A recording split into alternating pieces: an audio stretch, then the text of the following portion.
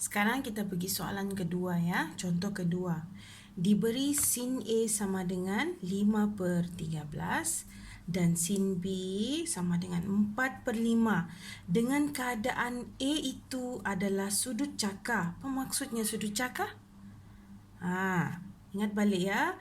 Sudut cakar adalah sudut yang lebih daripada 90 darjah tapi kurang daripada 180 darjah. Jadi sekuan keberapakah itu sudut cakar?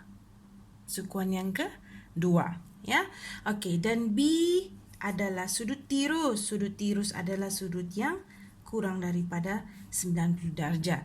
Jadi sebelum kamu menyelesaikan soalan-soalan ini, kamu perlu lakarkan dulu segitiga yang dimaksudkan dalam soalan. Soalan ini juga ya, teacher tidak baca habis ya. Cari nilai bagi setiap yang berikut tanpa menggunakan kalkulator. Jadi di sini kamu perlu gunakan sudut khas lagi, ya. Okey, mula-mula kena lakar dulu. Sudut A adalah sudut cakar. Jadi maksudnya kalau dia sudut cakar, maksudnya sekarang ini adalah sudut A kan? Okey. Jadi sudut A itu adalah sepadan dengan di sini. Sekuan 1. Ini adalah A ya. A. Okey. Sin A sama dengan 5/13. 5 tentang hipotenus 13. Kan? Okey, kemudian teorem Pythagorasnya di sini sama dengan 12. Okey, sukuan kedua all science teacher crazy. Ini kamu kena buat ya. Okey, kemudian untuk sudut B. Sudut B adalah sudut tirus, jadi berada di sukuan 1, di mana sin B sama dengan 4/5. Sini 3. Gunakan teorem Pythagoras. Okey, sekarang teacher sudah gabungkan ya, supaya senang untuk kamu lihat. Ini sudut A tadi, sudut B ya. Okey, jadi sekarang kita mula. Sin A campur B. Mengikut rumus penambahan, sin A plus B adalah sin A cos B plus dengan cos A cos B. Jadi kamu akan tulislah ya, sin A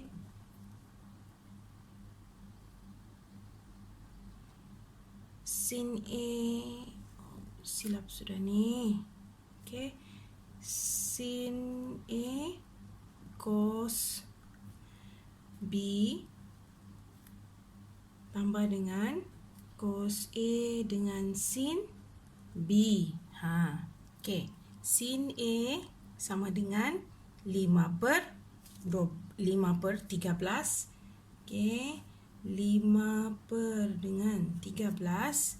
Kemudian cos B sama dengan 3/5. 3/5 tambah dengan cos A. Cos A sama dengan 12/13. Okey, di sini sin saja positif, jadi cos itu negatif. Kemudian sin B bersamaan dengan 4/5. Tengok balik. Bila kamu buat ni, kamu tengok kamu punya segitiga. Okey, kemudian kita selesaikanlah. Okey.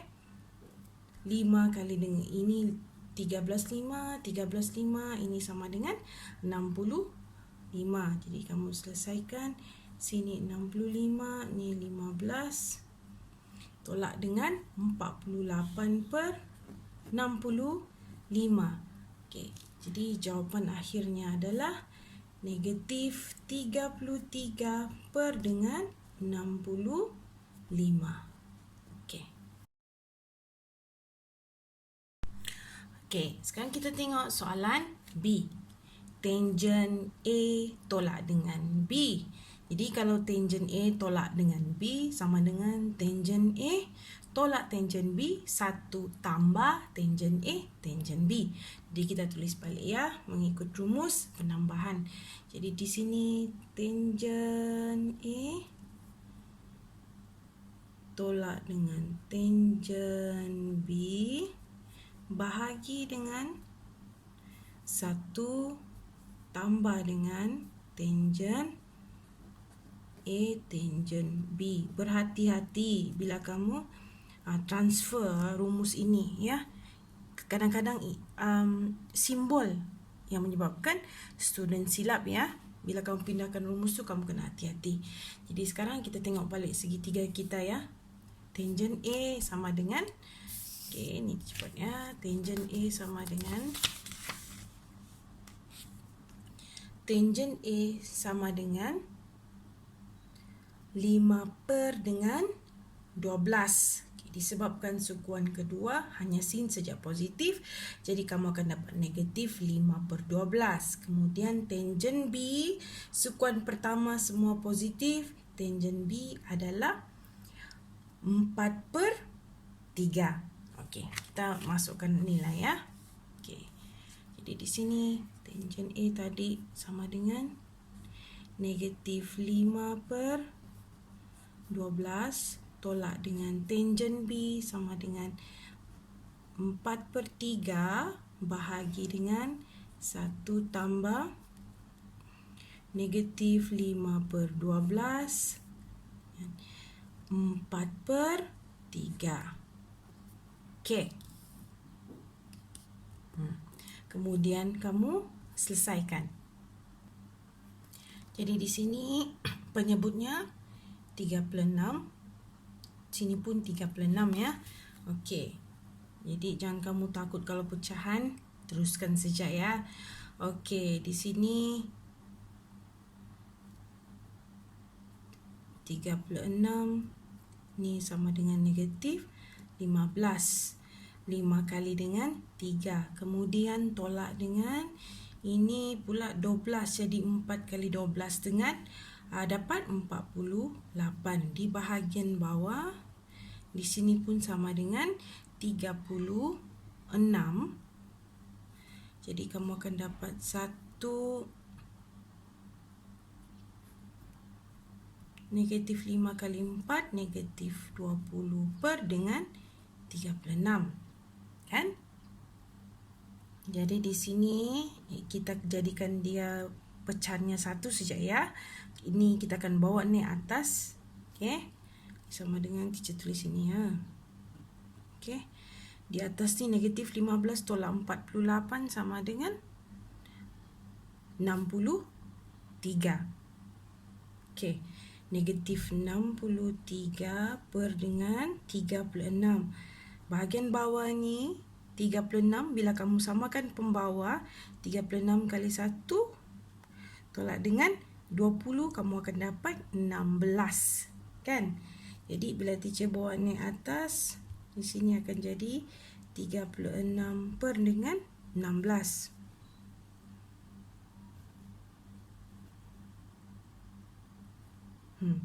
Jadi kamu akan dapat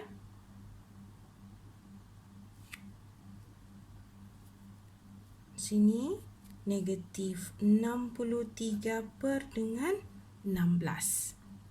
Okey? Ini jawapan akhir.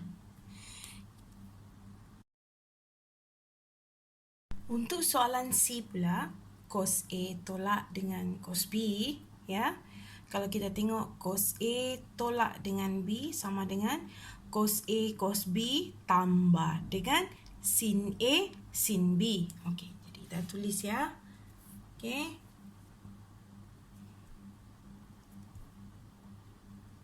Cos A cos B tolak di sini akan menjadi tambah sin A dengan sin B. Okey, cek betul-betul, ngamkan dengan rumus. Okey, kemudian baru kita gantikan nilai mengikut segitiga itu. Okey, cos A. Cos A sama dengan sebelah 12 per dengan 13. Okey, 12 per 13. Hati-hati, A sukuan kedua hanya sin saja yang positif, jadi ini negatif. Jadi cos B sama dengan 3 per Tambah dengan sin A. Sin A sama dengan 5/13. Kemudian sin B sama dengan 4/5. Okey, baru kita boleh selesaikan ya. Okey, di sini tanpa menggunakan kalkulator, penyebutnya dulu. 13 kali dengan 5. Okey, kamu boleh tekanlah kalkulator ya. Teacher tak suruh pun hafal. Okey. Okey, kamu boleh tekan 13 kali 5. Okey, sekarang ni sama dengan 65. Okey. Jadi di sini negatif 12 kali dengan 3 bersamaan dengan negatif 36. Tambah dengan ini sama dengan 65. 5 kali 4, 20. Jadi negatif 36 tambah dengan 20 sama dengan negatif 16. Negatif 16 per dengan negatif 65. Mudah kan? Untuk soalan terakhir, kosek 60 darjah tolak A. Ingat balik, kosek itu sama dengan 1/sin. Jadi kamu kena ubah dulu ya. Sama dengan 1/sin 60 darjah tolak dengan A. Kemudian barulah kamu gunakan sudut penambahan. Sudut penambahan untuk sin. Apabila sin A tolak B sama dengan sin A cos B tolak dengan cos A sin B. Catat di atas sini. Okey ya, jadi kita ikut rumus 1 per dengan sin 60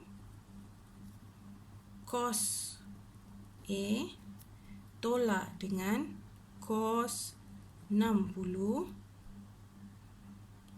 dengan sin A. Hati-hati, cek balik. Okey. Cek balik, samakan dengan rumus ya. Okey. Kemudian kita teruskan ya.